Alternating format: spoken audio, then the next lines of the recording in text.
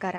ಇವತ್ತಿನ ನಮ್ಮ ಈ ವಿಡಿಯೋದಲ್ಲಿ 2025ರಲ್ಲಿ ಚಿತ್ರರಂಗವನ್ನು ಅಗಲಿದ ಕನ್ನಡದ ನಟರ ಬಗ್ಗೆ ಅಂದರೆ ಕಲಾವಿದರ ಬಗ್ಗೆ ಮಾಹಿತಿಯನ್ನು ಕೊಡ್ತಾ ಹೋಗ್ತೀನಿ.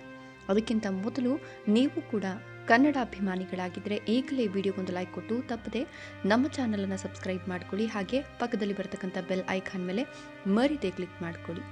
ಸ್ನೇಹಿತರೆ, ನಿಮ್ಮೆಲ್ಲರಿಗೂ ಗೊತ್ತಿದೆ, ಈ ವರ್ಷ ಸಾಕಷ್ಟು ಕಲಾವಿದರು ಕಿರುತೆರೆ ಆಗಿರಬಹುದು, ಹಿರಿತೆರೆ ಆಗಿರಬಹುದು, ಎಲ್ಲದರಲ್ಲೂ ಕೂಡ ನಾವು ಕಲಾವಿದರ ಒಂದು ಅಗಲಿಕೆಯನ್ನು ಕಂಡಿದ್ದೇವೆ. ಅದರಂತೆ ಮೊದಲಿಗೆ ಕನ್ನಡದ ಸೂಪರ್ ಹಿಟ್ ತಿಥಿ ಸಿನಿಮಾದಲ್ಲಿ ನಟಿಸಿದ್ದ ಹಿರಿಯ ಕಲಾವಿದ ಚೆನ್ನೇಗೌಡ ಅವರು ನವೆಂಬರ್ 22ರಂದು ಕೊನೆಯುಸಿರೆಳೆದರು. ಮಂಡ್ಯ ತಾಲೂಕಿನ ನೊದೆಕೊಪ್ಪಲು ಗ್ರಾಮದ ನಿವಾಸಿಯಾಗಿದ್ದ ಚೆನ್ನೇಗೌಡರು ತಿಥಿ ಸಿನಿಮಾದ ಮೂಲಕ ಗಡ್ಡಪ್ಪ ಅಂತಲೇ ಫೇಮಸ್ ಆಗಿದ್ರು. ಅಷ್ಟೇ ಅಲ್ಲದೆ ಈ ಸಿನಿಮಾಗೆ 11ಕ್ಕೂ ಹೆಚ್ಚು ಅಂತಾರಾಷ್ಟ್ರೀಯ ಪ್ರಶಸ್ತಿ ಕೂಡ ಸಿಕ್ಕಿತ್ತು. ಆದರೆ ಈ ಕಲಾವಿದ, ಅತ್ಯದ್ಭುತ ಕಲಾವಿದ, ನಮ್ಮನ್ನಗಲಿದ್ರು.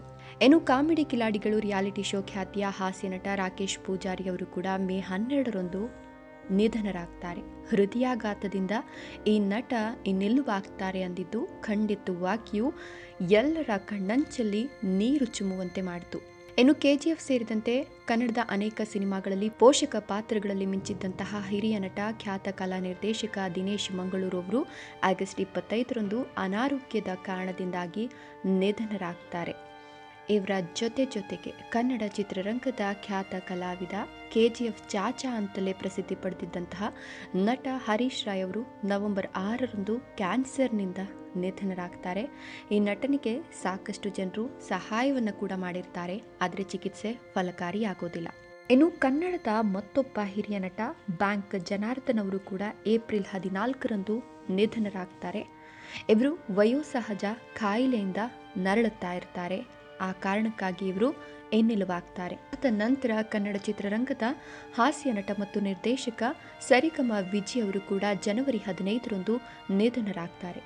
ಸಂಸಾರದಲ್ಲಿ ಸರಿಗಮಪ ನಾಟಕದ ಮೂಲಕ ಸರಿಗಮ ವಿಜಯ್ ಅಂತಲೇ ಇವರು ಖ್ಯಾತಿಯನ್ನು ಪಡೆದುಕೊಂಡಿರ್ತಾರೆ. ಅದಾದ ನಂತರ ಸಾಕಷ್ಟು ಸಿನಿಮಾಗಳಲ್ಲೂ ಕೂಡ ನಟಿಸಿದ್ರು.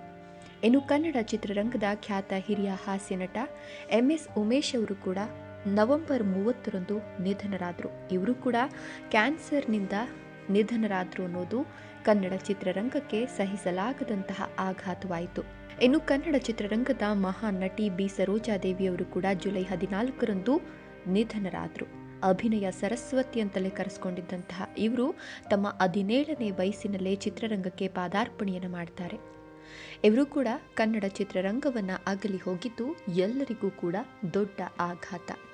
ನೀವು ಕೂಡ ಈ ಗಣ್ಯರ ಸಾವಿಗೆ ಕಂಬನಿಯನ್ನು ಮಿಡಿತಾ ಓಂ ಶಾಂತಿ ಅಂತ ಕಮೆಂಟ್ ಮಾಡಿ ಈ ವಿಡಿಯೋಗೊಂದು ಲೈಕ್ ಕೊಟ್ಟು ತಪ್ಪದೆ ನಮ್ಮ ಚಾನಲನ್ನು ಸಬ್ಸ್ಕ್ರೈಬ್ ಮಾಡ್ಕೊಳ್ಳಿ. Thank you.